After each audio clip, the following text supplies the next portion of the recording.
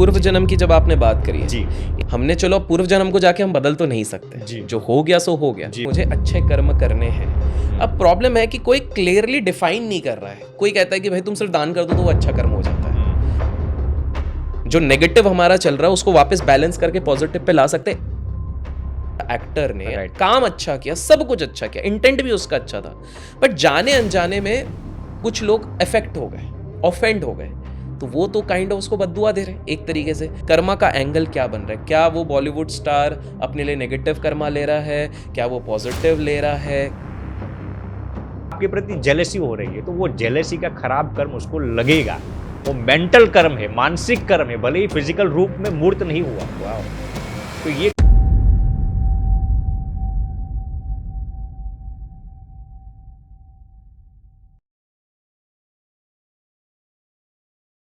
Spirituality में अगर आपका इंटरेस्ट है एंड मॉडर्न डे लाइफ में स्पिरिचुअलिटी को कैसे इनकॉर्पोरेट कर सकते हैं, आपके दिमाग में जो भी प्रॉब्लम्स आते हैं उन सभी का सोल्यूशन आज के पॉडकास्ट में मिलेगा। मैं लेके आया हूं एक स्पेशल गेस्ट। जी हाँ, मैं लेके आया हूं अखंड स्वामी जी को हमारे पॉडकास्ट में, और बेहतरीन कॉन्वर्सेशन होगा, तो स्टे अराउंड टिल देन। नमस्ते स्वामी जी, कैसे हैं आप? नमस्कार अभिषेक भाई, आप कैसे हो? एकदम बढ़िया, आप कैसे हैं? बस ठीक, बेहतरीन। सीधे सवालों के साथ मैं शुरुआत जरूर। करता हूँ। मेरा पहला सवाल ये है, आज के समय पे जब हम एक आम इंसान देखता है, वो 15-16 घंटे काम कर रहा है 2 वक्त की रोटी कमाने के लिए, घर वालों को खिलाने के लिए, उसके बाद उसके ईएमआईज चल रहे हैं, उसका एक नॉर्मल प्रोसेस जी। चल रहा है, रोज घर पे कभी ना कभी झगड़ा हो रहा है, बच्चों के लिए परेशान है, जी। एडमिशन, एक स्ट्रेसफुल लाइफ लेके वो अपना 50-60 तक जाता है और उसके बाद रिटायर होते हैं। ये एक जी। जनरल आम जिंदगी है।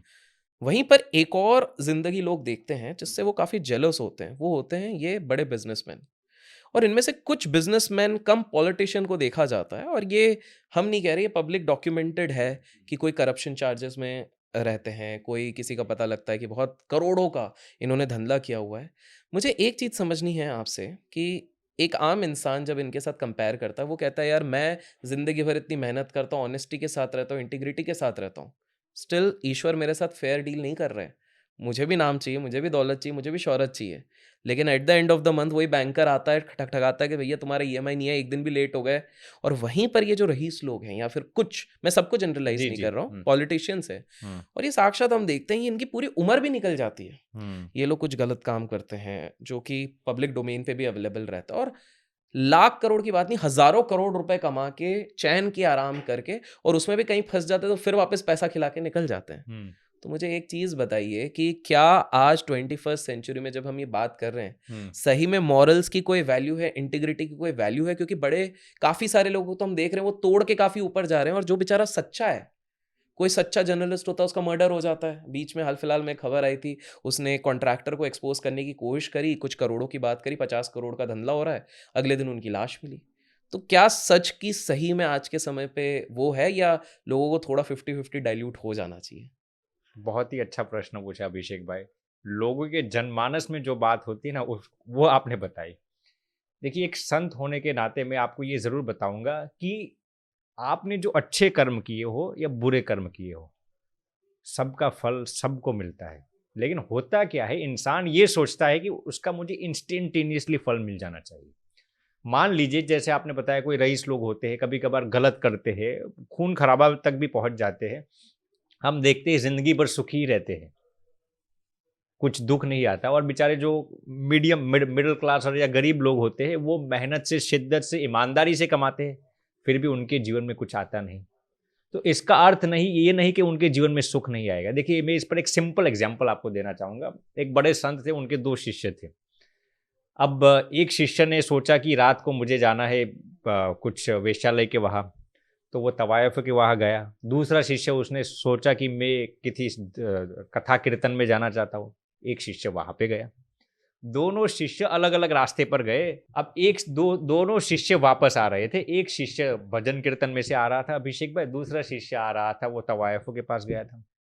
दोनों को रास्ते में, जो तवायफ के पास गया था ना, उसको रास्ते में एक छोटा सा हीरा मिल गया, डायमंड मिल गया। ओके। बहुत खुश हो गया, बहुत खुश हो गया। घर पे आता है, जो सत्संग के लिए गया था, उसको रास्ते में पैर में एक कांटा लग गया। अच्छा। बहुत दुखी हो गए। दोनों दूसरे दिन गुरुदेव के पास आते हैं, गुरुदेव मैं तो सत्संग सुनने के लिए गया था, मुझे पैर में कांटा चुभ गया, इसको ये तो तवायफों के पास गया था, उसको तो हीरा मिल गया। इसका क्या कारण है? मैंने कुछ गलत नहीं किया, ये तो संपूर्ण गलत करके आया, फिर भी उसको हीरा मिल गया और मुझे एक कांटा मिल गया।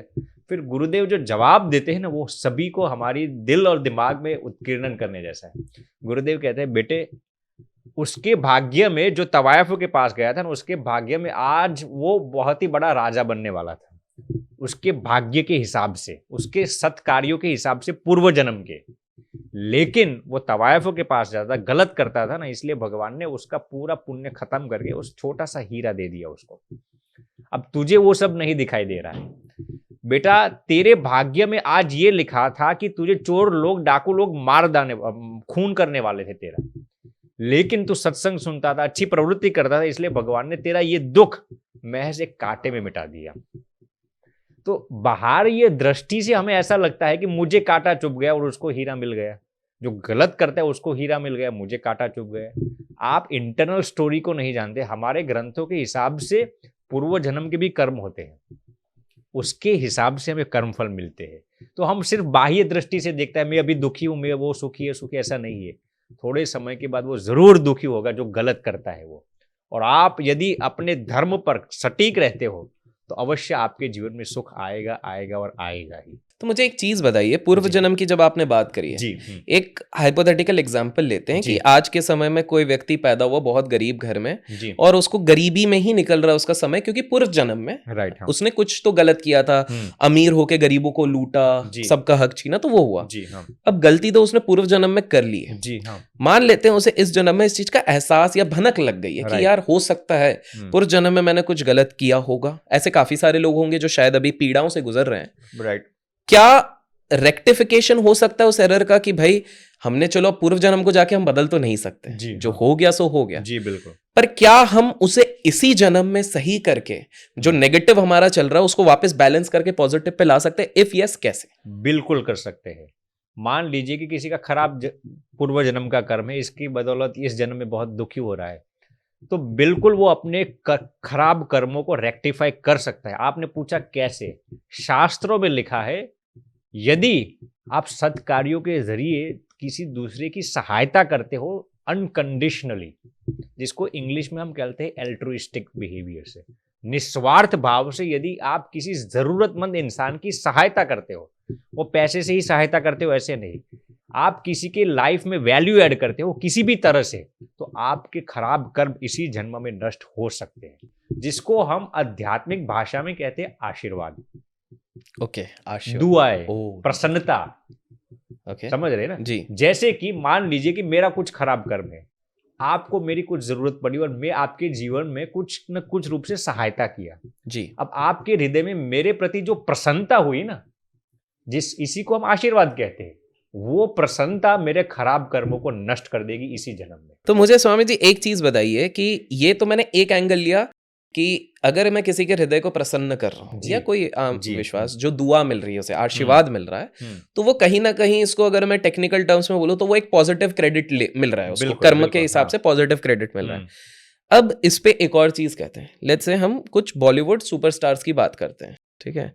इसमें मेरे काफी सवाल होंगे लेकिन एक एक करके हम लेने की प्रयत्न करते हैं। कोई बॉलीवुड स्टार है, वो अच्छा काम करना चाहता है, वो अच्छा काम कर भी रहा है, एफर्ट्स भी डाल रहा है, अच्छी सिनेमा बना रहा है, वो लोगों को दे रहा है। स्वाभाविक सी बात है, कोई भी बॉलीवुड स्टार एक सिनेमा बनाएगा वो सबको अच्छी तो नहीं लगेगी हमेशा, भले ही वो 146 करोड़ में से 100 करोड़ को पसंद आए। 46 करोड़ ऐसे भी लोग रहेंगे जो बोलेंगे अरे क्या ही बना दिया है। कुछ लोग उस पर विवाद भी करेंगे कि अरे यार तो वो बहुत दिमाग खराब कर दिया, वो कर दिया। हो सकता है उस एक्टर ने जब ये पर्टिकुलर मूवी बनाई है, जैसे काफी सारे इंसिडेंट हुए, संजय लीला भंसाली और इनके साथ होता है, जैसे पद्मावती करके आई थी तो उनका नाम पद्मावत किया गया क्योंकि कुछ लोगों ने, रिलीजियस मूवीज में थोड़ा सा इशू आ जाता है कि आपने हमारा हर्ट कर दिया, ये कर दिया, उनका इंटेंशन वो नहीं था, बट वो हो गया। अब मुझे एक चीज बताइए कि जब एक सिनेमा वाला एक्टर ने काम अच्छा किया, सब कुछ अच्छा किया, इंटेंट भी उसका अच्छा था, बट जाने अनजाने में कुछ लोग अफेक्ट हो गए, ऑफेंड हो गए, तो वो तो काइंड ऑफ उसको बद्दुआ दे रहे हैं एक तरीके से कि अरे यार क्या काम किया, क्या बेकार काम किया, हमारे घर वालों पे क्या इंपैक्ट पड़ेगा, इस प्रकार से, जबकि उसका वो इंटेंशन और मोटिव नहीं था। ऐसे केस में कर्मा का एंगल क्या बन रहा है, क्या वो बॉलीवुड स्टार अपने लिए नेगेटिव कर्मा ले रहा है, क्या वो पॉजिटिव ले रहा है, क्या क्या होगा इसमें? बहुत ही अच्छा प्रश्न पूछा अभिषेक भाई, आपके प्रश्न चुभते हैं। देखिए, 2 एंगल से मैं आपका इसको उत्तर देता हूँ। पहला तो जिसने कर्म किया उस पर मैं बताता हूँ। मान लीजिए कि किसी ने कुछ गलत इंटेंशन से नहीं किया, उसका इंटेंशन सही था लेकिन गलत हो गया। समझ रहे हैं ना? जी जी जी। वो इंटेंशनली ऐसा करना नहीं चाहता। For example, I am just giving an example, कोई सड़क पर जा रहा है गाड़ी लेके, ठीक है उसका इंटेंशन किसी को मारने का नहीं था, जी। सामने वाला गलत जगह से आ गया और उसकी बदौलत किसी को एक्सीडेंट हो गया, वो हर्ट हो गया, तो उसका पाप उसको नहीं लगेगा क्योंकि उसका इंटेंशन किसी को हर्ट करने का नहीं था। ओके समझ रहे हैं ना? जी। जानबूझकर किया होता तो ऑब्वियसली उसका कर्म उसको लगता है, इसका इंटेंशन गलत नहीं था। वैसे ही कोई भी फील्ड को आप उठा लीजिए, आपने यहाँ पर मूवीज की बात बताई, कोई भी फील्ड को आप उठा लीजिए, यदि आप कोई भी कर्म गलत इंटेंशन से नहीं करते तो उसका खराब कर्म आपको नहीं लगता। इस केस में वो बॉलीवुड स्टार अगर इंटेंशन उसका सही था जी, तो उसको वो गलत कर्म नहीं लगेगा। नहीं लगेगा ऑब्वियसली। लेकिन अब सवाल उन लोगों के लिए है वो अब मैं उसका हाँ, जवाब देता जी। हूँ। अब मान लीजिए कि देखिए, आपने मुझे डांटा, फॉर एग्जाम्पल, आपको ऐसा लगता है कि मैं, मान लीजिए हम दोनों मित्र हैं जी और आपको ऐसा लगा कि स्वामी जी ने ऐसा ऐसा क्यों किया, मैंने 10 लोगों के सामने मेरा तिरस्कार कर दिया, मेरा अपमान कर दिया। आपका इंटेंशन मुझे न्यून दिखाने का या हल्का दिखाने का नहीं था। आप ऐसा सोचते हैं कि आप मेरी भलाई के लिए आप कुछ कहना चाहते हैं, कंस्ट्रक्टिव क्रिटिसिज्म जो आप कह रहे हैं। कंस्ट्रक्टिव क्रिटिसिज्म जिसको हम कहते हैं। ठीक अब है। आपका इंटेंशन गलत नहीं था, मैं हर्ट हो गया, फिर भी अभिषेक भैया ने मेरे 10 लोगों के सामने मेरा अपमान कर दिया, तो मेरी बद्दुआ आपको नेगेटिवली इफेक्ट नहीं करेगी, भले ही मैं आप पर अप्रसन्न हुआ या नाराज हुआ। क्यों? क्योंकि आपका इंटेंशन सही था। तो भले ही मैं आप पर नाराज हो गया कि अभिषेक भैया ने ऐसा क्यों किया, मेरा जो बद्दुआ थी ना वो आप पर नहीं आएगी क्योंकि आपका इंटेंशन सही था। देखिए, भगवान इंटेंशन को देखते हैं, प्रेजेंटेशन को नहीं देखते। वाह, ओके, ओह, ओके, हाँ, उनको तो सब पता होगा इंटेंशन क्या है। जी। ऊपर वाला आपके इंटेंशन को देखता है, प्रेजेंटेशन को नहीं देखता। ये बहुत ही अच्छा प्रश्न पूछा। कभी भी जैसे एक गुरु अपने शिष्य को डांटता है, कभी कभार शिष्य रोते भी है जी। लेकिन गुरु का आशय सही है। माँ बाप कभी कभार अपने बच्चों को डांटते हैं, माँ बाप का इंटेंशन थोड़ी है कि हमारे बच्चे दुखी हो, वो अपने बच्चों की भलाई के लिए कुछ कह रहे हैं ना। जी। तो उनका इंटेंशन सही है, भले ही बच्चे उसमें हर्ट हो जाते हैं लेकिन उसका पाप कर माँ बाप को नहीं लगेगा क्योंकि उन्होंने इंटेंशनली किसी को हर्ट करने के लिए नहीं किया था। तो पूरा आपका संकल्प किस प्रकार का है, आपका आशय, आपका इंटेंशन किस हिसाब से आप कर्म करते हैं। देखिए, जब लोग कर्म की बात करते हैं ना अभिषेक भाई, वो फिजिकल कर्म की ही बात करते हैं, महज फिजिकल कर्म, आपने ये किया ये नहीं किया, बल्कि शास्त्रों के आधार पर यदि मैं आपको बताऊं तो कर्म का फल सबसे ज्यादा मन से मिलता है। सही बात है ना? मन, आप कौन से आशय से वो क्रिया करते हैं ना, उसके आधार पर आपको उसका फल। फॉर एग्जाम्पल, मान लीजिए कि आप कुछ अच्छा काम करते हो, कुछ अच्छा बिजनेस करते हो, कोई दूसरा इंसान भी अच्छा बिजनेसमैन, ठीक है, उसने भौतिक रूप से आपका अभी कुछ गलत नहीं किया लेकिन उसको आपके साथ जलन हो रही, ईर्ष्या हो रही, उस ईर्ष्या का अभी मूर्त रूप नहीं आया, मैनिफेस्टेशन नहीं हुआ कि उसने फिजिकली आपको कुछ हर्ट किया, लेकिन उसको आपके प्रति जेलसी हो रही है, तो वो जेलसी का खराब कर्म उसको लगेगा। वो मेंटल कर्म है, मानसिक कर्म है, भले ही फिजिकल रूप में मूर्त नहीं हुआ। वाह। तो ये कर्म की चीज बहुत ही सूक्ष्म है। दूसरा एग्जाम्पल मैं आपको देता हूं। मान लीजिए कि मैं बीमार हूं, फॉर एग्जाम्पल, और अभिषेक भाई आप मेरे लिए प्रार्थना करते हैं, मुझे स्पष्ट रूप से कुछ नहीं किया, आप मेंटली ऐसा सोच रहे हैं कि स्वामी जी जल्दी ठीक हो जाए, ठीक हो जाए, तो आपने मेरे प्रति जो अच्छी भावनाएं की ना, वो आपका सत्कर्म ही है और आपको उसका पुण्य मिलेगा। उसको हम मेंटल, मानसिक कर्म कहते हैं। ये बहुत ही सूक्ष्म चीज है, लोग समझते नहीं है इसको। मुझे एक चीज बताइए फिर, इसी जी। चीज को अगर मैं थोड़ा एक्सटेंड करता हूँ कि कोई व्यक्ति है, जैसे ईर्ष्या की आपने बात करी, जेलेसी आज के समय पे एक इनहेरेंट ऐसा इमोशन है जो बहुत लोगों को हर करियर में, चाहे हमारा करियर जॉब्स बोलिए, किसी भी प्रोफेशन में है। इनफैक्ट मैं हैरान होता हूँ, संतों में भी मेरे को आजकल बिल्कुल सही बताया, नहीं सही बात है, दिखता है। तो मुझे एक चीज बताइए, एक एग्जांपल लेते हैं, मान लीजिए हमारे फील्ड में ही लेते हैं, इन्फ्लुएंसर्स, पॉडकास्टर, सबके में बहुत लोग देखते हैं कि यार अभिषेक का चैनल अच्छा चल रहा है, हमारा चैनल नहीं चल रहा है, जी, तो अलग अलग हथकंडे लगाएंगे, जी। किसी प्रकार से नेगेटिव करा है। सिर्फ मेरे नहीं, सबके हिसाब से वो राइट, होता है, राइट। जो ऊपर जाएगा उसको तो खींचना राइट, राइट। ये है। अब सामने वाला अगर मान लीजिए किसी को नीचे खींचने पे लगा पड़ा हुआ है, एग्जाम्पल राइट। लेते हैं, कोई नीचे खींचने पे लगा पड़ा हुआ है, और ऐसा नहीं है कि ये एक दो बार, वर्षों वर्षों तक लगे हुए हैं।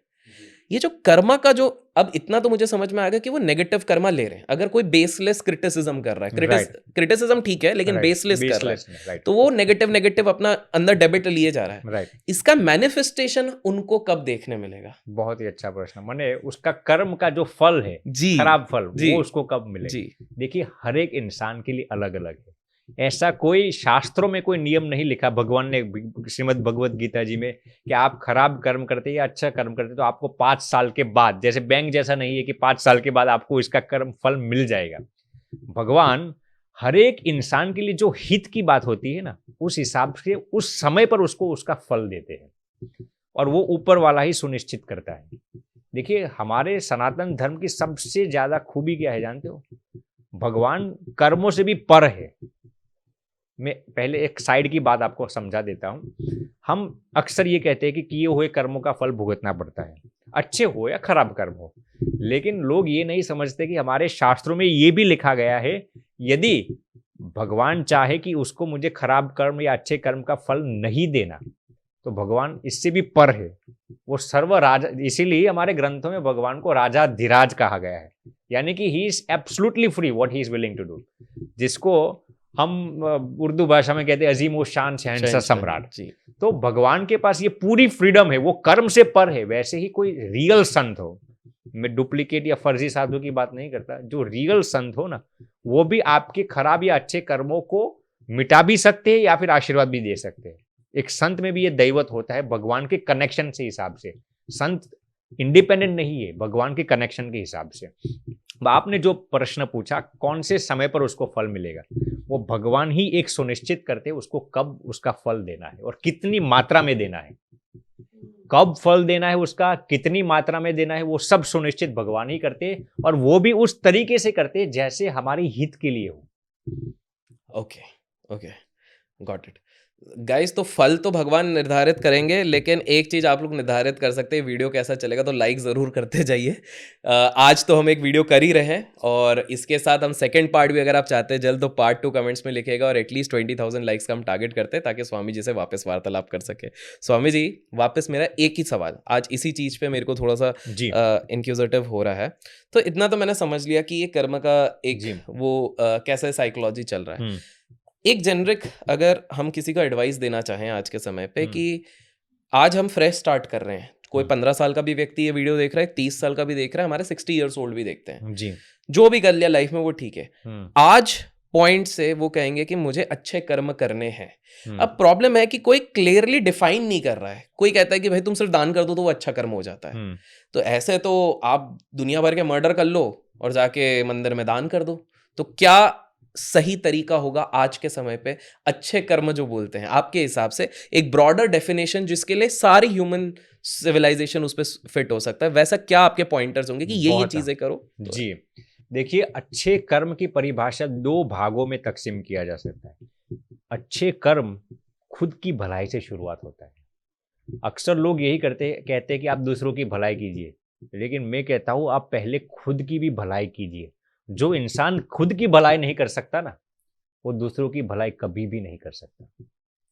तो पहले आप खुद की भलाई से शुरुआत कीजिए, और फिर आप देखिए, अच्छे कर्म की एक ही परिभाषा, जैसे आपने एग्जाम्पल दिया कि किसी का मर्डर करके आए, बेईमानी से करोड़ों रुपया कमा के आए, किसी को नोच कर आए, और फिर वो आप पैसे दान में देते हैं, तो क्या उसका अच्छा कर्म मिलेगा? आपको कभी भी नहीं मिलेगा।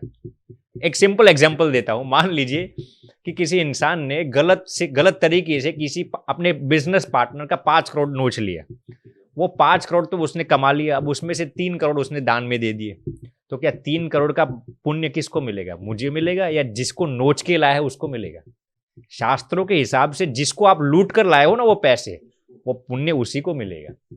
तो आप खराब कर्म करके, अच्छे कर्म करके उस खराब कर्म को आप इरेज नहीं कर सकते।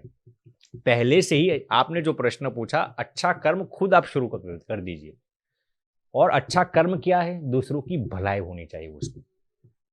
आप जो कुछ भी करते हो यदि उसमें दूसरे की जेन्युइनली भलाई है ना, उसको हम अच्छा सत्कर्म कहते हैं। संस्कृत में यदि उसको कहे तो सत्कर्म की एक ही परिभाषा है जिसमें दूसरों की भलाई हो। ओके, दूसरों की भलाई हो। जी, पर आपने कहा कि पहले खुद की खुद भी, की भलाई करना बहुत जरूरी है। इसको एलैबोरेट कीजिए, खुद की भलाई। आज अगर मान लीजिए कोई 20 से 35 वर्ष का उम्र का कोई युवा या जी, युविका इस वीडियो को देख रहे हैं, जी, उनको ये समझना है कि खुद की भलाई हम कैसे जी, करें। मैं बताता हूं। जी। देखिए, भौतिक रूप से पहले फिजिकली शुरू होता है। आप अपने आप को हेल्थी रखते हैं ना, वो भी एक सत्कर्म है। बहुत ही सूक्ष्म बात है। मान लीजिए कि आप इधर उधर का कूड़ा नहीं खाते, अपने हेल्थ के लिए हेल्थ कॉन्शियस हो आप, वो भी एक सत्कर्म है, क्योंकि आप खुद ठीक होंगे तभी आप दूसरों की भलाई कर पाएंगे। समझ रहे हैं ना? आप मेडिटेशन करते हो अपने लिए, इसमें दूसरों की भलाई नहीं है, वो भी सत्कर्म है, क्योंकि आप मेंटली स्ट्रांग होंगे ना तब आप दूसरों की भलाई करेंगे। आप अपने फैमिली का ध्यान रखते हैं, अच्छी तरह से कमाते हैं। कभी कभार इंसान क्या करता है, खुद कमाता नहीं और दूसरों की भलाई करने के लिए जाता है, वो सत्कर्म नहीं है। आपके फैमिली मेंबर्स आपसे खुश होने चाहिए, आपके करीब के लोग आपसे खुश होने चाहिए। माने ये तभी कर पाएंगे जब आप मेंटली स्टेबल हो, फाइनेंशियली स्टेबल हो, इमोशनली स्टेबल हो, फिजिकली स्टेबल हो। ये सब आप जो कुछ भी कर्म करते हैं अपने आप को फिजिकली स्टेबल रखने के लिए, इमोशनली स्टेबल रखने के लिए, फाइनेंशियली स्टेबल रखने के लिए, वो सब सत्कर्म ही है। ओके। और फिर आप जब कॉम्प्रिहेंसिवली स्टेबल होंगे ना, तभी आप दूसरों की भलाई करना शुरू कर पाएंगे। वाओ, ये बिल्कुल वो एरोप्लेन जैसा हो गया। वो जी, बोलते हैं ना, पहले अपना मास्क पहले खुद पहनो, फिर दूसरे दूसरों पड़ोसी की, का। बिल्कुल बिल्कुल। ओके।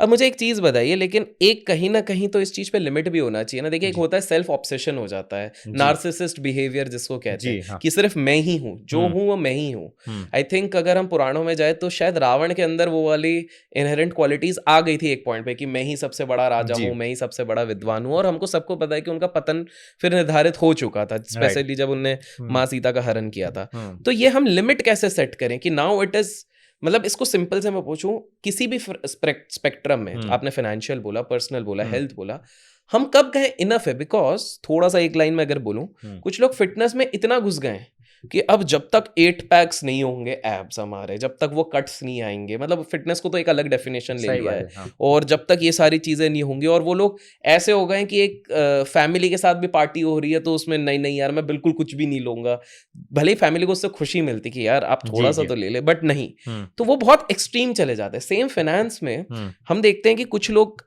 वो बोलेंगे, स्वामी जी ने तो बोला पहले अपना फाइनेंशियल स्टेबिलिटी राइट, देखो। राइट, हाँ। अब वो, किसी को पता है कि मेरा 1 करोड़ में पूरा जीवन में निकाल सकता हूँ, जी, बट वो 10 पे पहुंच गए, चले 10 के बाद 100 पे पहुंच गए, लेकिन वो इनफ हो ही नहीं रहा। वो जी, चलते जा रहे हैं, अब मेरे को 1000 चाहिए, अब 2000 चाहिए। ये इनफ कैसे सेट करा जाए फिर? बहुत ही अच्छा प्रश्न पूछा। देखिए, अभिषेक भाई, ये हर एक इंसान के लिए अलग है। और ये इनफ जो आपने कहा ना, कि जो लिमिट सेट करनी है, वो आपकी इंटेंशन पर निर्भर होता है। मैं एक सिंपल एग्जांपल देता हूँ। मान लीजिए कोई जिम में जाकर 2 घंटे एक्सरसाइज करता है, जिमबाज पुरुष है। अब उसका जिम जाने का मकसद क्या है? वो क्या लड़कियों को अपनी छाती दिखाना चाहता है, 6 एब्स बाइसेप्स ट्राइसेप्स दिखाना चाहता है? वो इंटेंशन है आपका, तो आप सत्कर्म नहीं करते। ओके। समझ रहे हैं ना? हाँ हाँ हाँ। आप अपने आप को जिम में इसलिए जा रहे हैं ताकि आप फिजिकली फिट रहकर दूसरों की भलाई कर सके, कुछ ना कुछ रूप से, शारीरिक रूप से। वो सत्कर्म कहते ओके। हैं। मान लीजिए आप पैसा कमाते हैं, ऐसा कोई लिमिट नहीं है कि 2 करोड़ में लिमिट आ गई, 5 करोड़। हर एक इंसान के लिए अलग अलग क्राइटेरिया, और वो इंटेंशन क्या है, आप पैसा क्यों कमाना चाहते हैं? अपने परिवार को सुखी रखने के लिए, या फिर समाज को दिखाने के लिए मेरे पास डिफेंडर, मर्सिडीज, BMW गाड़ियां है? आपका इंटेंशन क्या है उस चीज के पीछे, उसके हिसाब से वो लिमिट सुनिश्चित होता है। ओके। यदि मैं सिंपल एग्जांपल देता हूं, यदि आप कमाए हुए पैसों से दान देते हैं, तो मैं कहूंगा आपके लिए 200 करोड़ भी लिमिट नहीं है, आप 1000 करोड़ कमाइए, क्योंकि आप उसका सदुपयोग करते हैं ना। यदि आप कमाए हुए पैसों से समाज में बस दिखावा करते हैं, या फिर भौतिक विलासता में ही लैलीन है, शराब पीते हैं, ये सब करते हैं, तो आपके लिए 1 लाख रुपया भी लिमिट बार आ गए हैं। तो आपके इंटेंशन पर यह सुनिश्चित होता है कि आपकी लिमिट कैसी है। बहुत ही सूक्ष्म बात है, आप अच्छा प्रश्न पूछा आपने। जी, जी, जी। Okay, okay. अब मुझे एक चीज़ बताइए फिर स्वामी जी, हुँ, बिकॉज़ हमने हेल्थ और फ़िटनेस की बात कर ही जी, ली है। हुँ, मैं 2 सवाल हैं। जी, पहला, मैं आपका रेज़ीम जानना चाहूँगा, अगर आप थोड़ा-सा बता सकें कि जी, आप, क्योंकि लोग जानना चाहेंगे कि जी, आपके जैसे पुरुष लोग किस प्रकार की जीवन शैली व्यतीत करते हैं। That is number 1। सेकंड है, ये मेरा पर्सनल ओपिनियन है, लोगों का अलग है। मैं रिस्पेक्ट सबकी करता हूँ, जो राइट, जिम जा रहे हैं उसकी भी रिस्पेक्ट करता हूँ, राइट, जो जॉगिंग कर रहा है उसकी भी। हुँ, मेरा ये मानना है कि अगर हम शरीर को चला ही लें, थोड़ा शरीर वाले एक्सरसाइज ही कर लें, तो I right, think so that is good enough, क्योंकि ये राइट, मैंने पर्सनली अपने पे देखा है। राइट, हाँ, और सच सत्य वचन तो ये है कि मैं इतनी ट्रैवलिंग रहती है, मुझे पता है मैं जिम की सब्सक्रिप्शन लूँगा, साल भर की मैं हाँ, जाना 1 यो महीने भी नहीं राइट, है, तो मैं वो लेता नहीं हूँ। राइट, मैं इन ये 2 सवाल कि एक हम अगर बुलेट पॉइंट्स दे सकें कि बॉस अगर आप ये चीज़ें भी करते हो अपने शरीर के लिए तो वो सही है, और आप क्या करते हैं? ये जानना जी। चाहेंगे। सबसे पहले तो मैं क्या करता हूँ, वो मैं आपको जी, बताता हूँ। जी। देखिए, इसमें भी 2 विभाग है, एक हेल्थ एक डाइट वाइज़ और एक्सरसाइज़ वाइज़। जी।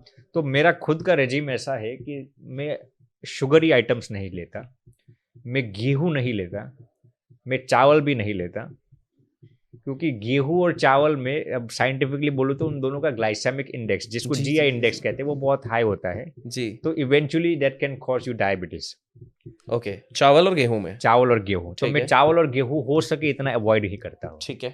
फ्राइड आइटम्स में नहीं खाता, ओके। तली हुई आइटम्स में कभी नहीं खाता, शुगरी आइटम्स में नहीं खाता।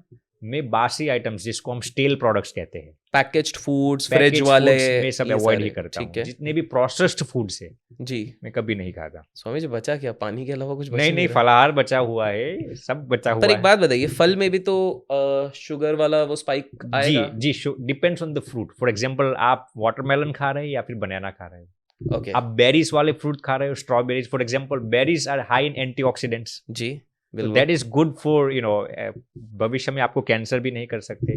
डायबिटिक पेशेंट्स के लिए भी अच्छा है। यदि आप वाटरमेलन खा रहे हो, मस्कमेलन खा रहे हो, यदि आप मैंगोज़ खा रहे हैं, तो that could cause you high GI index भविष्य में आपको। तो फ्रूट्स में भी एक विभाग होता है, कौन से फ्रूट्स खाना है, कौन से नहीं खाना। 3 फ्रूट्स जो आप बोलेंगे, फिर मैं आगे आपसे सुनूँगा। 3 फ्रूट्स जो आप कहेंगे कि ये सेफ है, मतलब एक नॉर्मल इंसान भी ले सकता है कि भाई डायबिटीज़ तो नहीं होगा एटलीस्ट, ऐसे 3। नंबर 1 एप्पल, ठीक है। Number 2 strawberries okay, and number 3 blueberries. Okay. अब आप कंटिन्यू जी। कीजिए। जी, जी। तो खाने में मेरा ये रेजिम है। मैं अक्सर हो सके तो I try to fast once a week. Once a week. Yes, ठीक माने है। जिसमें I eat nothing, only water? Only नींबू पानी नहीं, कोकोनट पानी नहीं, कुछ भी नहीं। और ये आप कितने वर्षों से कर रहे होंगे? I am doing it since many years, 10 years almost. 10 years से हफ्ते में, ये क्या आप इसलिए कर रहे हैं, मैं इसमें बीच-बीच में आपसे जी, सवाल जी। पूछता रहा हूँ हुँ, कि बॉडी को भी एक रेस्ट चाहिए, डिटॉक्स टाइप जी, का, हुँ। आप इसी के लिए कर रहे हैं इस चीज़ 2 को? रीज़न है। जी, देखिए, पहला है भगवत प्रसन्नता। देखिए, हमारा जीवन जो है, सन्यासियों का जो जीवन है, उनका मकसद है भगवत प्राप्ति का। समझ रहे हैं ना? अब कोई भी इंसान हो, वो हिंदू हो, मुसलमान हो, सिख भाई हो, जैन भाई हो, सबके लिए अपने-अपने इष्ट होते हैं। मुसलमान के लिए अल्लाह होंगे, सिख के लिए अलग होंगे, सबके लिए। तो अब हम सनातन धर्म से आते हैं, तो हमारा मकसद है भगवत प्राप्ति, भगवत प्रसन्नता। तो अब एक कारण ये है, प्रमुख कारण भगवत प्रसन्नता के लिए। दूसरा कारण ये है कि मेरी ट्रैवलिंग बहुत रहती है। जैसे आपने बताया आपकी 240 डेज़, तो जी, हमारा जी। भी शायद 300 दिन ट्रैवलिंग में जाते बिल्कुल, होंगे। आपका तो बहुत रहता है, जी। बिल्कुल। तो ट्रैवलिंग जब ज़्यादा रहती है ना, तो आपके आहार पर संयम होना बहुत ज़रूरी है। और हमें लोगों की भलाई करने में हमारा दिमाग लगाना है। यदि खाते ही रहेंगे तो हमारा जितनी भी ब्लड है, जितना भी सब है, वो ऑक्सीजन सब डाइजेशन में चला जाएगा। तो हम इसीलिए बहुत ही डाइट पर बहुत ही कंट्रोल रखते हैं। सो डाइट में आपने एक तो फ्रूट्स बोला, अब जी। आपने हुँ। व्हीट निकाल दिया या आपने रोटी निकाल दी, चावल निकाल दिया। जी। तो सिर्फ फ्रूट्स या और भी कुछ? नहीं, नहीं, हम लेते हैं, जैसे ये आपने राजगिरा नाम सुना होगा, जी, जी, जी, जी, ऐमारैंथ। जी, जी, हाँ। That is very, very nutritious. उसका हुँ, ग्लाइसेमिक इंडेक्स, जीआई इंडेक्स बहुत कम होता है और फाइबर बहुत हाई होता है। ओके। सत्तू भी हम काउंट कर सकते सत्तू हैं? भी काउंट काउंट कर सकते हैं। फिर बाजरा, आपने सुना होगा जी, जी, जी, बाजरा। जी, जी। Bajra has very low GI index and it is very high in fibre. Okay, तो वो भी आपके लिए बहुत अच्छा है। ओके। तो आप basically science and spirituality. Spirituality दोनों को मिक्स करके आपका एक तरीके से ये जी, डाइट बना देखिए, हुआ है। मैं हमेशा ये कोई भी फूड आप मेरे सामने लाते हैं ना, तो मैं पहले ये सोच लेता हूँ इसमें फाइबर कितना होगा, इसमें कार्बोहाइड्रेट्स कितना होगा। मैं भी शायद सही राह पे चल रहा हूँ। लास्ट 6-8 महीने से मैं भी ये कर रहा हूँ। मैं ये मेरे लिए बताता हूँ, लेकिन देखिए अब आप किसी के वहां गए और वो कहते हैं स्वामी जी आपको ये फ्रूट खाना ही पड़ेगा, तो तो फिर वो प्रेम चीज अलग है। लेकिन जब तक मेरे नियंत्रण में है ना, मैं उससे अपने उसूलों का उल्लंघन नहीं करता। स्वामी जी, फिर मुझे डाइट पे पहले बात करते हैं, फिर आपके जी। एक्सरसाइज पे आएंगे। डाइट पे 2 थ्योरीज चलती है मार्केट में। एक चलती है कि भाई अगर आपको अपना मेटाबॉलिज्म बढ़ाना है, क्योंकि जिन लोगों को नहीं पता, स्वामी जी का न्यूरो साइंस, स्वामी जी इससे पहले यूएस में थे 2010 तक, 2010 जी के पहले, जी जी 2010 के पहले थे। हम्म, और 12 में आके भारत में उन्होंने संन्यास जी प्रॉपर लिया है, दीक्षा जिसको कहते हैं। तो इसलिए he has that much of knowledge. तो स्वामी जी मुझे एक चीज़ बताइए, एक थ्योरी ये चलती है कि 6 टाइम्स अ डे फूड होना चाहिए। आपने सुना होगा राइट कि राइट छोटे प्रोपोर्शन में आप खाते रहो, बिकॉज हाँ आपका metabolism activity, metabolic activity right सही रहेगी पीक पे। ये राइट यूजुअली एथलीट्स या बॉडी बिल्डर्स को कहा राइट जाता राइट है। और एक जो थ्योरी चलती है वो होती है इंटरमिटेंट फास्टिंग की, राइट जो मैंने पर्सनली देखा कि मुझ पे ज़्यादा वर्क करती है, बाकियों का अलग होगा। कि आप एक स्पैन ऑफ टाइम तक ही खाओ और बाकी टाइम आप इस चीज़ को वो करो। आज के समय पे क्या हो गया, इंटरनेट एक वरदान तो है, लेकिन कंफ्यूज करने की मशीन भी है। एक जन आके बोलेगा कि तुम 8 बार खाओ, एक जन बोलेगा भाई तुम दिन में 2 बार खाओ। दोनों में से सही कौन सा होता है और किसके लिए कौन सा टाइप ऑफ डाइट राइट सही है? देखिए दोनों सिनेरियो अलग है। पहले तो जो लोग ये कहते हैं ना दिन में 5-6 बार खाना चाहिए, वो किसके लिए लागू पड़ता है? जो एथलीट्स हो, जो खेत में काम करने वाले मजदूर लोग हो, जिनको कैलोरीज की ज़्यादा ज़रूरत पड़ती है, उनके लिए आप ये नियम लागू डाल सकते हैं। लेकिन अक्सर लोग, आज लोगों का लाइफस्टाइल बहुत सेडेंटरी हो चुका है, एक्सरसाइज भी बहुत कम हो चुकी है, उनके लिए तो मैं ये कहूँगा intermittent fasting is the best way. क्योंकि it is not only beneficial to keep you healthy, लेकिन आपको फ्यूचर में और भी डिजीजेस को स्टॉप करने में बहुत ही महत्वपूर्ण है। It has been scientifically proven by Japanese scientist कि जो लोग इंटरमिटेंट फास्टिंग करते हैं उनके कैंसर के सेल्स ट्राई होने लगते हैं, तो उसकी बदौलत आपको कैंसर होने की रिस्क भी बहुत कम हो जाती है। जो लोग निर्जला उपवास करते हैं, आप शायद जानते होंगे, आप पानी भी नहीं पीते, तो उसकी बदौलत आपके जो कैंसर के सेल्स है ना, वो धीरे धीरे स्टार होने लगते हैं, कैंसर की गुंजाइश भी बहुत कम होने लगती है। तो मैं ये कहूँगा कि अक्सर लोगों के लिए intermittent fasting is the best वे। आप चाहे नॉन स्टॉप 14 घंटे का उपवास कर लो, 16 घंटे का, आपकी जैसी कैपेसिटी, और हो सके इतना शाम को सूर्यास्त के बाद खाने का अवॉइड ही कीजिए, ओके। हो सके इतना। उससे क्या होता है अगर मान लीजिए, क्योंकि आज का ना मैं देखता हूँ मेरे ही दोस्तों के बीच में लाइफस्टाइल ऐसा है जी कि वो लोग बोलते हैं यार हम तो ऑफिस से ही 8 साढ़े 8 घर पहुंच रहे हैं, जी तो हम क्या करें, हम तो फिर 9:30 बजे डिनर करते हैं। तो राइट क्या क्या कहना चाहेंगे? नहीं, बहुत ही अच्छा प्रश्न पूछा है अभिषेक भाई। देखिए पहले मैं मेरे खुद की बात करता हूँ। मैं जब कॉलेज में पढ़ता था तो मैं I used to come at home around 9 PM in the evening many times. अब कॉलेज में पढ़ते थे, न्यूरो साइंस में तो पढ़ाई बहुत रहती थी, तो सुबह 5 बजे से 9 बजे तक लगातार पढ़ना ही रहता था। तो मैं 9 बजे घर पे आता था। मेरे पास भी ऐसे कई एक्सक्यूजेस थे कि मैं भी 9 बजे आके खा सकता हूँ। मैं क्या करता, जस्ट गिव एन एग्जांपल, मैं जब पूर्वाश्रम यानी कि संत बनने से पहले जब शिकागो में था, मेरा लंच सुबह 6 बजे ले लेता था, 6 AM in the morning. Okay okay. 6 AM in the 6 AM में लंच ले लेते मेरा थे? लंच हो जाता था। मैं साढ़े ओके। 4 बजे उठ जाता था सुबह में, जब शिकागो में था तब। स्नान करके पूजा पाठ करके 6 बजे में मेरा लंच ले लेता था। और लंच में मेरा ओट्स होता था, ओट्स और मिल्क, और कभी कभार फ्रूट्स डाल दिया। चाय कॉफ़ी में कभी नहीं पीता था। 6 बजे मैंने लंच ले लिया। मैं डिनर, आप सुनकर हैरत में आ जाएंगे, मैं डिनर दोपहर 2 बजे ले रहा था। ओ ओके ओके, अब मैं समझ और रहा हूँ फिर क्या कर। दूसरे दिन सुबह 6 सुबह बजे 6 बजे हाँ, एक तरीके से आप इंटरमिटेंट ही कर रहे हैं, इंटरमीडिएट फास्टिंग। क्योंकि आप 6 से 2 के ब्रैकेट में खा रहे हैं हाँ, और फिर आप पूरा गैप दे दे रहे अब हैं। देखिए आप कहेंगे मैं तो पढ़ता था, दिमाग की बहुत जरूरत हाँ पड़ती हाँ थी, हाँ, योर ब्रेन एनर्जी नीड्स बहुत लगेगी, एनर्जी। करेक्ट। मैं सच बताऊं, आप जितना भूखा रहेंगे ना, आपको और भी ज्यादा एनर्जी मिलेगी।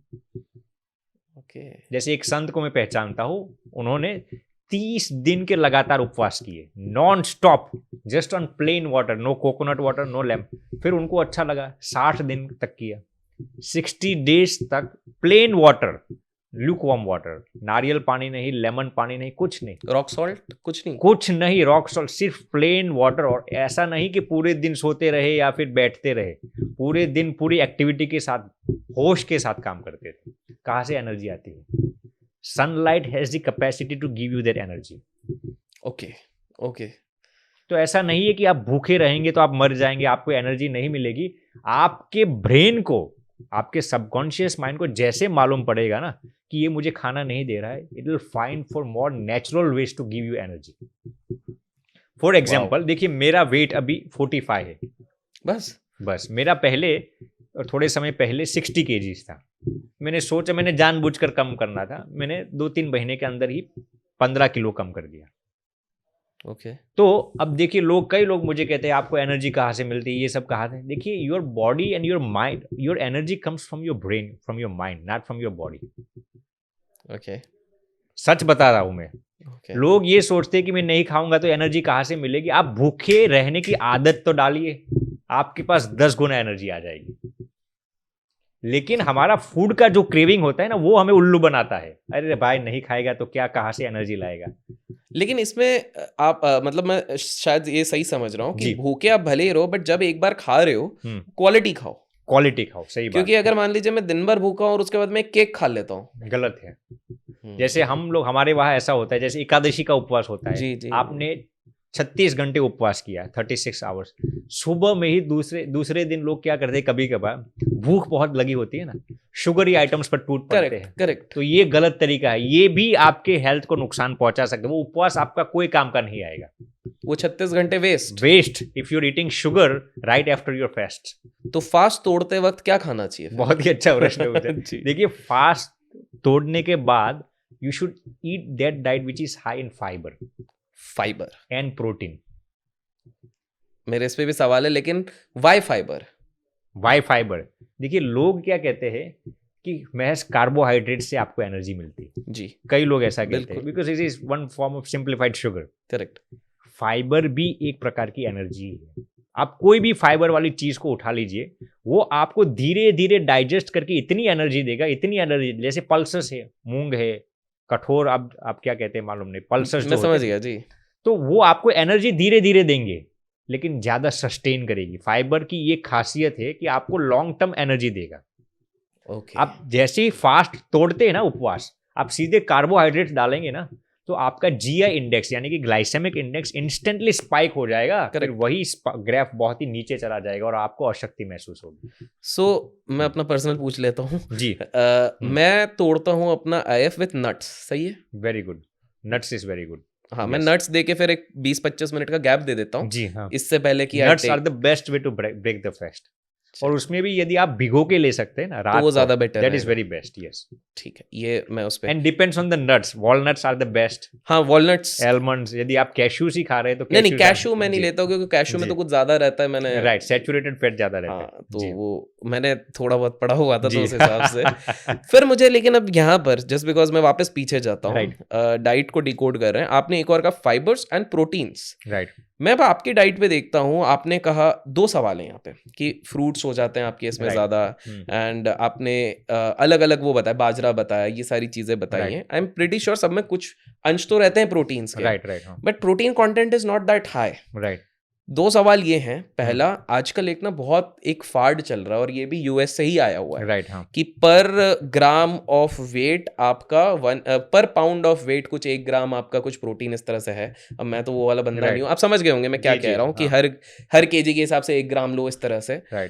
तो उस हिसाब से तो मतलब ऐसा निकलता है कि जो 70 किलो वाला बंदा है वो एटलीस्ट 60 ग्राम्स ऑफ प्रोटीन दिन में ले, जिसके चक्कर में लोग वो स्कूप्स ले लेते हैं, वे पाउडर ले लेते हैं, दुनिया भर के प्रोटीन्स आते हैं। बिकॉज वेजिटेरियंस बोलते हैं हमारा डाइट तो इसको फुलफिल ही नहीं कर रहा है, रोज हम इतना सारा पनीर कैसे खाएं, एंड अगर सोया खाते हैं तो उसमें बोलते हैं एस्ट्रोजन लेवल्स बढ़ जाएंगे, या अलग अलग चीज़ें होती हैं। तो मैं 2 सवाल ये हैं। पहला, वेजिटेरियंस का अक्सर ये कंप्लेन रहता है कि हमारे खाने में तो प्रोटीन है ही नहीं ज़्यादा, और वो बोलेंगे स्वामी जी इधर बोल रहे हैं फाइबर्स के साथ साथ proteins low, and that is essential, fibres and proteins. तो पहला, वेजिटेरियंस के पास क्या क्या विकल्प हो जाते हैं? दूसरा, क्या आप सही में ये बिलीव करते हैं, ये जो पूरा मैक्रो निकाल के रखा हुआ है लोगों ने कि इतने दिन में हमको इतना ग्राम प्रोटीन जाना ही चाहिए? बिकॉज आप एक तरफ कह रहे हैं कि दिन में आप जिस दिन एक दिन फास्ट करो उस दिन तो कोई प्रोटीन नहीं जा रहा आपके अंदर, और आप जनरल जितना मैं समझ रहा हूँ, आप इंटरमिटेंट के बाद भी जितना खा रहे हैं, आई डोंट थिंक, मतलब this is my personal assumption कि एट प्रेजेंट आपके अंदर 45 ग्राम ऑफ प्रोटीन है। और अब मेरे को लगता भी नहीं आपको फर्क भी पड़ता होगा कि वो 45 ग्राम जा रहा है कि नहीं जा रहा है। तो थोड़ा इसको समझाइए कि ये क्या माजरा है। बहुत ही अच्छा प्रश्न पूछा। देखिए, मैं यहाँ पर किसी को टारगेट नहीं करता। हाँ, हाँ, बिल्कुल। इसके पहले मैं आपको एक दूसरा एग्जांपल साझा करना चाहता हूँ। देखिए, वंस अगेन आई रिपीट, मैं यहाँ पर किसी का खंडन नहीं करता। जी, जी, जी, जी। लेकिन मैं जब यूएस में था ना, शिकागो में, तब you know what was the high BP. अभी जो डेटा है वो कहता है 120/80। हाँ, your blood pressure if it is below 120/80 it is considered as normal blood pressure, right. आज से 15 साल पहले हाई बीपी क्या कंसिडर करते थे जानते हो? 180 या 200 था। यदि आपका बीपी 200 से कम है ना, इट वॉज कंसिडर्ड नॉर्मल। अब इसके पीछे का एक लॉजिक क्या है जानते हो? ऐसा नहीं है कि रिसर्च मोर इवॉल्व हुआ कि अब लोग डॉक्टर्स को मालूम पड़ा कि 120 से कम है तो अच्छा है। अमेरिकन कंपनीज वाले बहुत ही शातिर होते हैं। उन्होंने क्या किया, जो भी गवर्नमेंट आती है ना, उसमें मान लीजिए कि ठीक है। तो कंपनी कोई भी आप उठा लीजिए, मैं किसी का हाँ, नाम हाँ, नहीं दे कोई रहा, भी XYZ कंपनी। वो XYZ, आप हाँ, सॉफ्ट ड्रिंक्स की कंपनी को सॉफ्ट उठा ड्रिंक लीजिए। वाला, हाँ। वो क्या करेंगे, वो गवर्नमेंट को, अमेरिकन गवर्नमेंट को कहेंगे भैया कि आपकी जो ये फ्रेंच फ्राइज या कुछ भी हो, कोई भी रेस्टोरेंट की, उसमें थोड़ी सॉल्ट की मात्रा बढ़ा दीजिए। अब लोगों के अंदर सॉल्ट की मात्रा बढ़ जाएगी, क्या होगा? अमेरिका में अक्सर लोग ये फ्रेंच फ्राइज खाएंगे, बर्गर खाएंगे, इसके साथ पानी नहीं पीते, छाछ नहीं पीते, क्या लेते हैं? सॉफ्ट ड्रिंक्स लेते हैं। तो सॉफ्ट ड्रिंक्स का सेल बढ़ जाएगा। बहुत ही शातिर तरीका है ये लोगों को बेवकूफ बनाने का। लोग, कंपनीज वाले गवर्नमेंट को पैसे देंगे, अमेरिकन गवर्नमेंट की बात करता हूं, इंडिया की नहीं मैं बात करता। अमेरिकन गवर्नमेंट वाले, सॉफ्ट ड्रिंक्स वाले गवर्नमेंट को पैसे देंगे कि भैया आप अपने जो फ्रेंच फ्राइज या उसमें सॉल्ट की मात्रा ये रेस्टोरेंट वाले को कह दे थोड़ी बढ़ा दिए। जैसे ही बढ़ेगी, लोगों को और तलब होगी जी। और हाँ, तलब हाँ, लोगी हाँ, और साथ में सॉफ्ट ड्रिंक्स लेंगे तो बढ़ जाएगा। अब करेक्ट। लोगों का सॉफ्ट ड्रिंक्स का सेल बढ़ गया। वैसे ही कुछ फार्मास्यूटिकल कंपनीज की बात मैं बात करता हूँ, सभी की मैं बात नहीं करता, यूएस की मैं बात करता हूँ, यहाँ का मुझे कुछ मालूम नहीं। वो क्या करेंगे, वो गवर्नमेंट को कहेंगे अब ये लेवल, बीपी का जो लेवल है ना, थोड़ा कम कर दीजिए, तो हमारी जो ड्रग्स है, हमारी जो मेडिसिन है ना, वो बिकने लगेगी। ये रियल में आपको बताता हूँ। ओके। देखिए, मैं मेडिकल बैकग्राउंड से आ रहा हूँ, इसलिए मैं आपको बता रहा हूँ। वाह। यूएस में ऐसी कई अमेरिकन कंपनीज है जो इनको पैसा देती हो कि भैया आपका बीपी का जो रेट है 200 से आप 180 कर दीजिए, धीरे धीरे 170 करते हैं, धीरे धीरे 160 कर दीजिए। अब एक मार्जिन भी आपने कम कर दिया, कितने लोग पूरे विश्व में वो दवाइयां खरीदेंगे बीपी के लिए? मान लीजिए 200 से आपसे 190 कर दिया, 190 में जितने भी लोग आए, 190 से 200, अब लोग कहेंगे अरे बीपी बढ़ गई, दवाइयां ले लीजिए। मैं आपको गारंटी के साथ कह सकता हूं, आज से 10 साल बाद अभी जो स्टैटिस्टिक्स ना 120-80 वो कम हो जाएगा, तो और लोग दवाइयाँ और लेंगे, लोग दवाइयां लेंगे और ये कंपनीज को पैसे मिलते जाएंगे। जबकि एक्चुअल में जरूरत नहीं होगी उन लोगों को। जरूरत नहीं है। देखिए, मैं इसका खंडन नहीं करता, आई रिपीट, आपको ब्लड प्रेशर के आंकड़े वो मानना भी चाहिए, लेकिन 100% सही होता है, पैरामीटर ही होता है, ऐसा नहीं होता। अब मैंने आपको ये बीपी का एग्जांपल दिया, आपने जो प्रश्न पूछा था प्रोटीन्स फॉर एग्जांपल, ये जितने भी मजदूर लोग हैं जितने भी मजदूर लोग हैं, क्या उनके शरीर में इतना कार्बोहाइड्रेट्स, इतना प्रोटीन्स, इतना वाइटामिन जाता ही है? ऐसा कोई वो उसूल नहीं। हमसे ज्यादा फिट दिखते हैं सब। हमसे ज्यादा फिट होते और सब। कभी कभार हमसे ज्यादा जीते भी है। बिल्कुल बिल्कुल। तो ये जरूरी है, लेकिन ऐसा कोई स्पष्ट पैरामीटर नहीं है कि आप इतना प्रोटीन नहीं लेंगे, इतना कार्बोहाइड्रेट्स नहीं लेंगे तो आप बीमार पड़ जाएंगे, आपकी इम्यूनिटी कम हो जाएगी। परंतु साइंस ये नहीं कहता, जो हमको बचपन में बताया, protein is the building block of your body. तो वो कहेंगे कि भाई चोट लगी, उससे भी रिकवरी कहीं ना कहीं प्रोटीन का रोल जी, होगा। आपके मसल के लिए भी कहीं ना कहीं आपको प्रोटीन की जरूरत पड़ेगी। हेयर्स, नेल्स, दाढ़ी, सबके लिए प्रोटीन की जरूरत पड़ेगी। तो मान लेते हैं हम इन मैट्रिक्स को हटा देते हैं, ये जो यूएस वालों ने डाला या जो भी डाल रहे हैं, तो एडिक्वेट हम डिफाइन कैसे करें? नॉर्मल सा सवाल है, एक आम इंसान कैसे डिसाइड करे कि भाई मेरे को वो नंबर्स में नहीं जाना, मैं कैसे डिसाइड करूं मेरे को कितना प्रोटीन चाहिए? बहुत ही अच्छा प्रश्न पूछा। देखिए, आप नॉर्मल इंसान है, भूल जाइए प्रोटीन, कार्बोहाइड्रेट सब। जो भी, पहले तो मैं मेंटली आपको बता देता हूं, यदि आप किसी भी तरीके से खुश रहते हैं ना, मेंटली खुश, मैं एलोपैथिक साइंस को साइड में करता हूँ, कंटेम्प्रेरी साइंस को आयुर्वेदिक साइंस के हिसाब से थोड़ा इनकॉर्पोरेट करके मैं आपको बताता हूँ। यदि आप दिल से खुश रहते हैं ना, प्रसन्न रहते हैं, जिसका संस्कृत शब्द है, आपका बॉडी, आपका माइंड, आपका ब्रेन, आपका सबकॉन्शियस माइंड, आपकी बॉडी की जितनी भी रिक्वायरमेंट्स होगी ना, वो सब नेचुरली, ऑटोनॉमसली, स्पॉन्टेनियसली क्रिएट करेगी। आपको बाह्य सोर्स की इतनी जरूरत नहीं पड़ेगी। ये रियल बात है। आप जितना दिल से प्रसन्न रहेंगे ना, आपकी बॉडी की जितनी भी रिक्वायरमेंट्स है ना, आपका सबकॉन्शियस माइंड पूरी करेगा। ओके, वाओ, ये बात किसी के समझ में आए या ना आए, लेकिन यही ये यथार्थ है। आप दिल से जितना प्रसन्न रहेंगे ना, आपकी बॉडी की सभी रिक्वायरमेंट्स पूरी हो जाएगी। आप जैन लोगों को देखा होगा आपने। हाँ हाँ, कभी कभार मैंने ऐसे भी सुना है 90 उपवास करते हैं। कहाँ से एनर्जी मिलती है उनको? प्रोटीन्स का टेस्ट करा लीजिए, कार्बोहाइड्रेट्स का टेस्ट करा लीजिए, कहाँ से आती है एनर्जी? देखिए, मैं इसका खंडन नहीं करता, वंस अगेन मैं ये नहीं कहता ये सब आंकड़े गलत है, बिल्कुल आप उस पर विश्वास रखिए जोर, लेकिन ऐसा नहीं है कि आप उस मात्रा में नहीं लेंगे तो सब बिगड़ जाएगा आपका तंत्र। इसके भी एक्सेप्शंस बहुत हैं। ओके, इससे पहले अब हम आपके फिटनेस रिजीम पे जाएं, मैं इस पार्ट का एक कंक्लूजन स्टेटमेंट जानना चाहूँगा, क्योंकि आपने कहा कि 10 वर्ष से आप सप्ताह में एक बार उपवास करते हैं, एंड काफ़ी वर्षों से आप इंटरमिटेंट फास्टिंग, जो लोगों के लिए इजी रहेगा समझने के लिए, वो करते हैं, फ्रूट्स खाते हैं, सीरियल्स खाते ही खाते हैं। मैं ये समझना चाहता हूँ बिकॉज मेरे को एक बॉल पार्क फिगर आ जाएगा, ऑडियंस को भी आ जाएगा, पर्सनल है बट मैं पूछ लेता हूँ, लास्ट 10 वर्षों में मेजर आप कितने बार, जो मेजर बीमारी होती है कोई सी भी, वो आपको कितने बार हुई होगी, एक अंदाजन, एक आंकड़ा?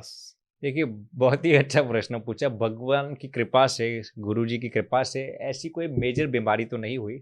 सिर्फ एक बार अपेंडिक्स, जब हम आज से 6 साल पहले अपेंडिक्स की सर्जरी कराई थी। बाकी कोई डाइजेशन प्रॉब्लम हो या ऐसा कोई। और जो सर्दी खांसी की बात कहें, वो आपको रेगुलर होती है या रेयर? या नहीं, बहुत रेयर। बीमार जैसे कि हमने कोई दवाइयाँ ली आज तक कोई बीमारी के लिए, ऐसा कभी नहीं बना। वाओ। हम कभी बार सप्लीमेंट्स लेते हैं कभी ठीक कभी, है। लेकिन वो एंटीबायोटिक्स दवा वाली ऐसी कोई दवा हमने नहीं ली कोई बीमारी के लिए। और इसी से रिलेटेड लास्ट सवाल है, मैंने काफ़ी संतों को देखा है, कभी कभार हम वीडियोस देखते हैं जो सियाचिन के बॉर्डर पे -20 डिग्री -30 डिग्री हो रहा है, या बहुत ठंडे एरियाज में भी जाते हैं, बट वो ऐसे ही नॉर्मल वस्त्र पहनते हैं, ज़्यादा से ज़्यादा एक छोटी सी चादर होगी। हम लोगों को जहाँ पे 8-10 जैकेट लगेंगी, वहाँ पर वो, ये कैसे संभव हो जाता है? ये तो साइंस को डिफाई कर रहा है, क्योंकि साइंस तो ये कहेगा ना कि एक टेम्परेचर के बिलो जाते ही फ्रॉस्ट बाइट और ये सारी चीज़ें, लेकिन हमने ये साक्षात देखा हुआ है कि कुछ संत लोग होते हैं। ये किस प्रकार से हो रहा है? देखिए, आपने बात छेड़ी तो मैं आपको बता देता हूँ। जैसे कि अभी हमारा माघ स्नान चलता है, ये माघ महीना चलता है ना संस्कृत के हिसाब से। तो इस महीने में करते क्या है, मिट्टी जो होता है ना घड़ा, मिट्टी का घड़ा, उसको रात भर ठंडा पानी से भर देना है, और सुबह वही ठंडा पानी फ्रिज जैसा हो जाता है, बर्फ जैसा हो, उसी पानी से हमें स्नान करना 1 महीने के लिए, और वो भी विंटर में ही 1 महीने के दौरान। तो अभी हम भी ये करते हैं। अरे कुछ नहीं हुआ। अभी हम मसूरी गए थे 2 दिन पहले, कितनी ठंड थी, 0 डिग्री सेल्सियस तो हो जाती थी।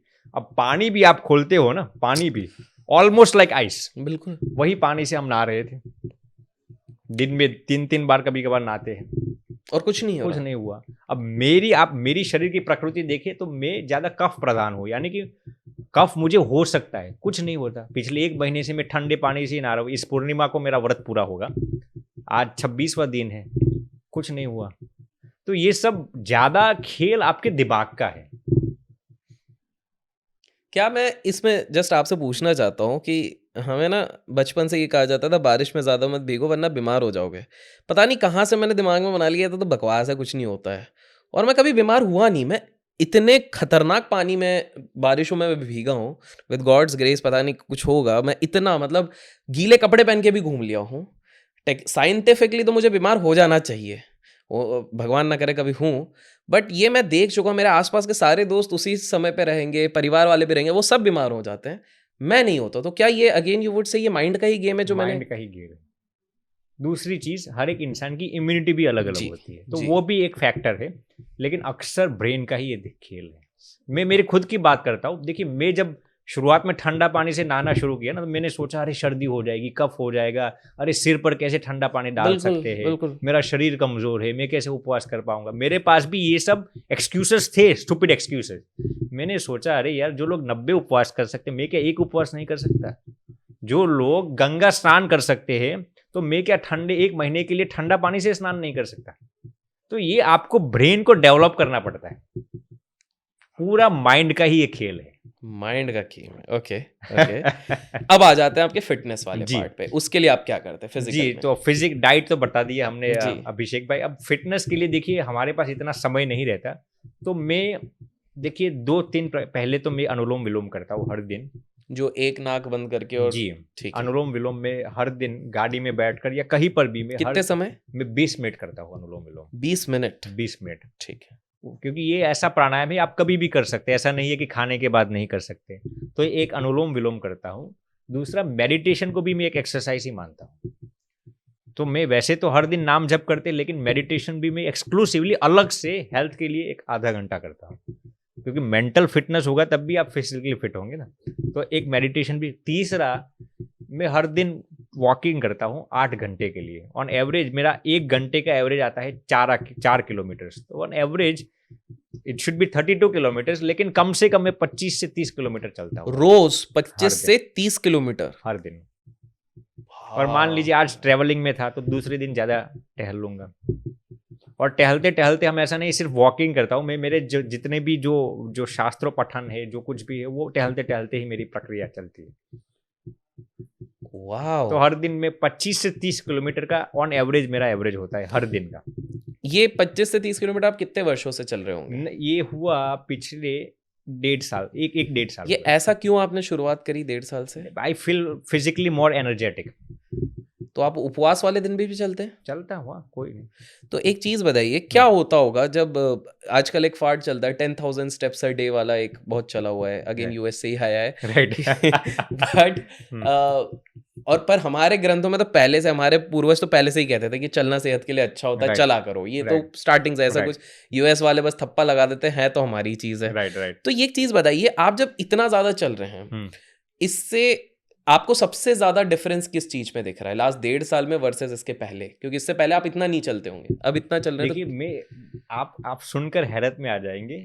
मैं जब भी टहलता हूँ ना, तो मेरा जो ब्रेन पावर होता है ना, मेरा कंसंट्रेशन पावर बहुत बढ़ जाता है। आप यकीन नहीं करेंगे, मैं जब भी टहलता हूँ ना, तो मेरे ब्रेन के अंदर कंसंट्रेशन पावर, मेरा फोकस पावर और मेरे एनर्जी लेवल्स, ब्रेन की एनर्जी लेवल्स, फिजिकल बेनिफिट्स को आप छोड़िए, लेकिन मैंने जब भी देखिए मैं कुछ पढ़ता हूँ ना, तो मैं जब चलते चलते पढ़ता हूँ ना, I can remember that very well, I can focus on that thing very well. तो मैंने ये मेरे खुद के जीवन में देखा है। अब I don't know if it's applicable for others, but मुझे पर्सनली ये बेनिफिट हुआ है कि मेरा कंसंट्रेशन पावर, मेरा फोकस पावर और मेरी मेमोरी पावर बहुत बढ़ गई है। Now I am not saying this is scientifically true और नॉट, ये मेरी खुद की मैं बात करता हूँ।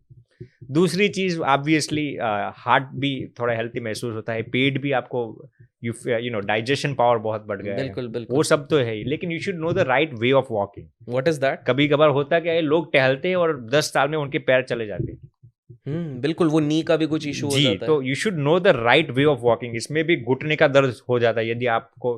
पहले तो देखिए मेरा फ्लैट फुट है, ठीक है, तो you should have the right proper shoes और proper slippers whatever you are having, okay right arch वाले होने चाहिए, ओके। वरना आपको लंबे अरसे में नी प्रॉब्लम्स हो सकती अगर हम नंगे पैर चल रहे हैं?